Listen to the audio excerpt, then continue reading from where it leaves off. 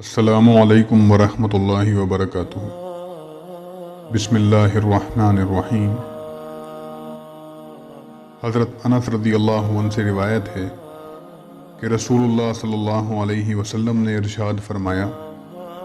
کہ ہمیشہ کلمہ لا الہ الا اللہ اپنے پڑھنے والے کو نفع دیتا ہے اور اس سے عذاب اور بلا دور کرتا ہے جب تک کہ اس کے حقوق سے بے پرواہی نہ برتی جائے۔ صحابہ رضی اللہ عنہ نے عرض کیا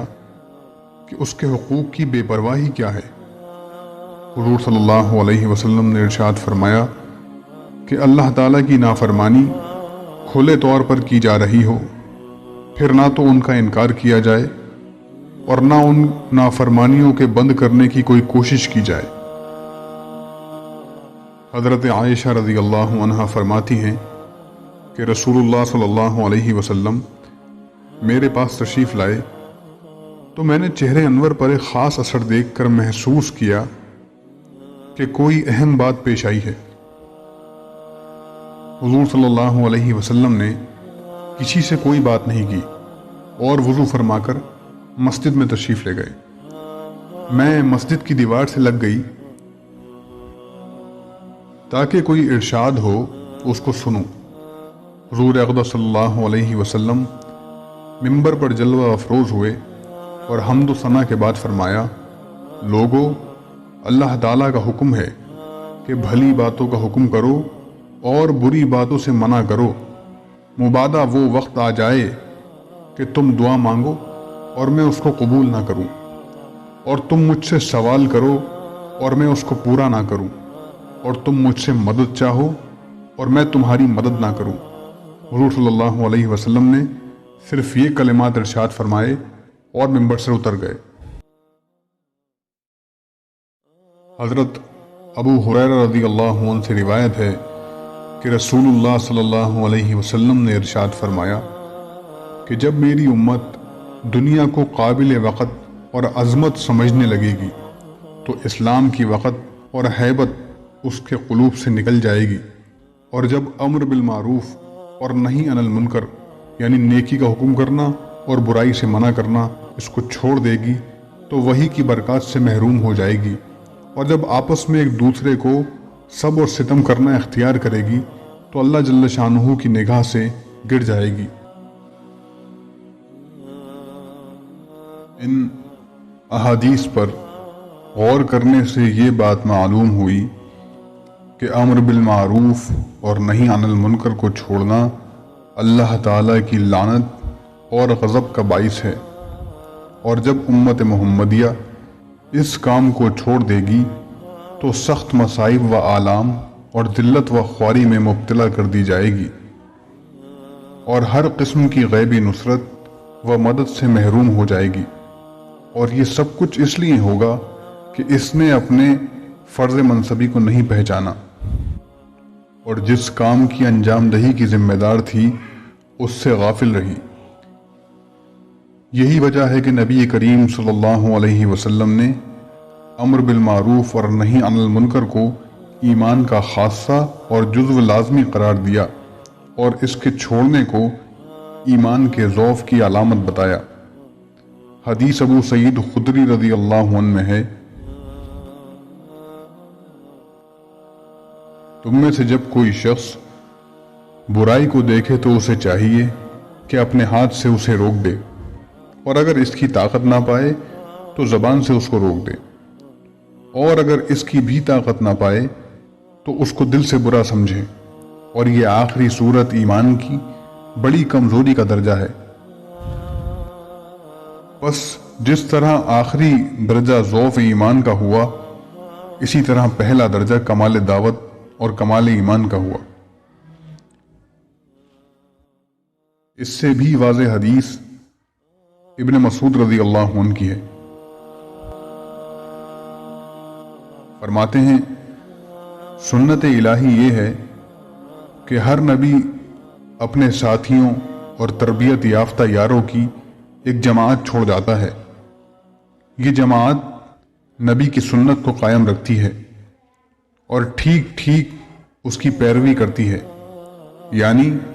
شریعت الہی کو جس حال اور جس شکل میں نبی چھوڑ گئے تھے اس کو بعین ہی محفوظ رکھتی ہے اور اس میں ذرا بھی فرق نہیں آنے دیتے، لیکن اس کے بعد شر اور فتنے کا دور آتا ہے اور ایسے لوگ پیدا ہو جاتے ہیں جو طریقہ نبی سے ہٹ جاتے ہیں، ان کا فعل ان کے دعوے کے خلاف ہوتا ہے اور ان کے کام ایسے ہوتے ہیں جن کے لیے شریعت نے حکم نہیں دیا۔ سو ایسے لوگوں کے خلاف جس شخص نے قیام حق اور سنت کی راہ میں اپنے ہاتھ سے کام لیا وہ مومن ہے، اور جو ایسا نہ کر سکا مگر زبان سے کام لیا وہ بھی مومن ہے، اور جس سے یہ بھی نہ ہو سکا لیکن اس نے دل سے برا سمجھا وہ بھی مومن ہے۔ لیکن اس آخری درجے کے بعد ایمان کا کوئی درجہ نہیں، اس پر ایمان کی سرحد ختم ہو جاتی ہے، حتیٰ کہ اب رائی کے دانے کے برابر بھی ایمان نہیں ہو سکتا۔ اس کام کی اہمیت اور ضرورت کو امام غزالی رحمۃ اللہ علیہ نے اس طرح ظاہر فرمایا ہے، فرماتے ہیں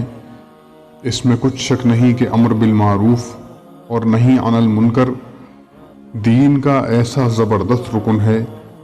جس سے دین کی تمام چیزیں وابستہ ہیں۔ اس کو انجام دینے کے لیے اللہ تعالیٰ نے تمام انبیاء اکرام کو مبعوث فرمایا۔ اگر خدا نخواستہ اس کو بالائے طاق رکھ دیا جائے اور اس کے علم اور عمل کو ترک کر دیا جائے تو نعوذ باللہ نبوت کا بیکار ہونا لازم آئے گا۔ دیانت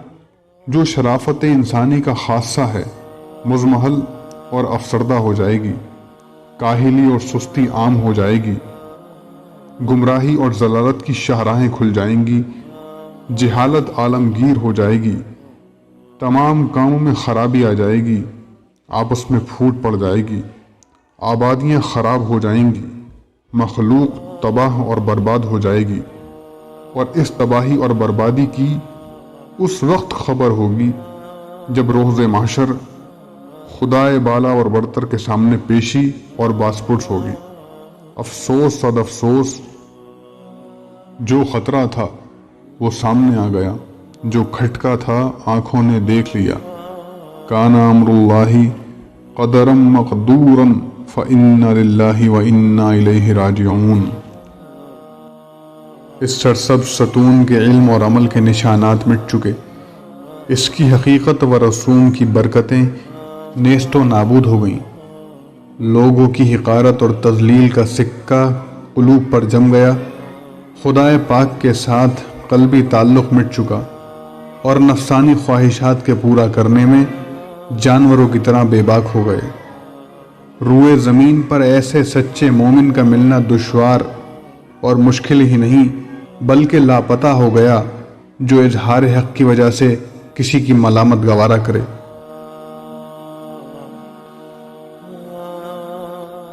اگر کوئی مرد مومن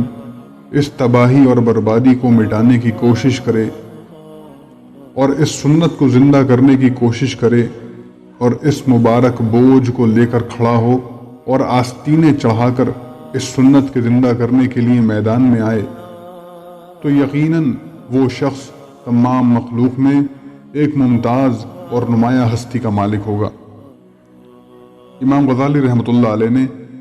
جن الفاظ میں اس کام کی اہمیت اور ضرورت کو بیان کیا ہے وہ ہماری تنبیہ اور بیداری کے لیے کافی ہے۔ ہمارے اتنے اہم فریضے سے غافل ہونے کی چند وجہ معلوم ہوتی ہیں۔ پہلی وجہ یہ ہے کہ ہم نے یہ سمجھ لیا کہ یہ کام علماء کے لیے ہے، حالانکہ خطبات قرآنی عام ہیں جو امت محمدیہ صلی اللہ علیہ وسلم کے ہر فرد کے لیے ہیں، اور یہ کہ صحابہ اکرام رضی اللہ عنہ اور خیر القرون کی زندگی اس کے لیے شاہد عدل ہے۔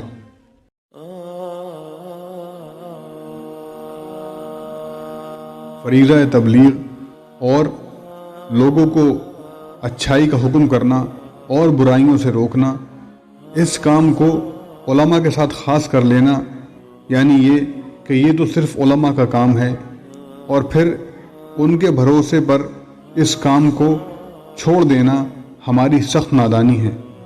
علماء کا کام راہ حق بتلانا ہے اور سیدھا راستہ دکھانا ہے، پھر اس کے موافق عمل کرانا اور مخلوق خدا کو اس پر چلانا یہ دوسرے لوگوں کا کام ہے۔ اس کی جانب اس حدیث شریف میں تنبیہ کی گئی ہے۔ بے شک تم سب کے سب نگہبان ہو اور تم سب اپنی رعیت کے بارے میں سوال کیے جاؤ گے، پس بادشاہ لوگوں پر نگہبان ہے، وہ اپنی رعیت کے بارے میں سوال کیا جائے گا، اور مرد اپنے گھر والوں پر نگہبان ہے اور اس سے ان کے بارے میں سوال کیا جائے گا، اور عورت اپنے خاوند کے گھر اور اولاد پر نگہبان ہے، وہ ان کے بارے میں سوال کی جائے گی، اور غلام اپنے مالک کے مال پر نگہبان ہے، اس سے اس کے بارے میں سوال کیا جائے گا۔ پس تم سب نگہبان ہو اور تم سب سے اپنی رعیت کے بارے میں سوال کیا جائے گا۔ اور اسی کو واضح طور پر اس طرح بیان فرمایا۔ حضور اقدس صلی اللہ علیہ وسلم نے فرمایا، دین سراسر نصیحت ہے۔ صحابہ رضی اللہ عنہ نے عرض کیا، کس کے لیے؟ فرمایا، اللہ کے لیے اور اللہ کے رسول کے لیے اور مسلمانوں کے مقتداؤں کے لیے اور عام مسلمانوں کے لیے۔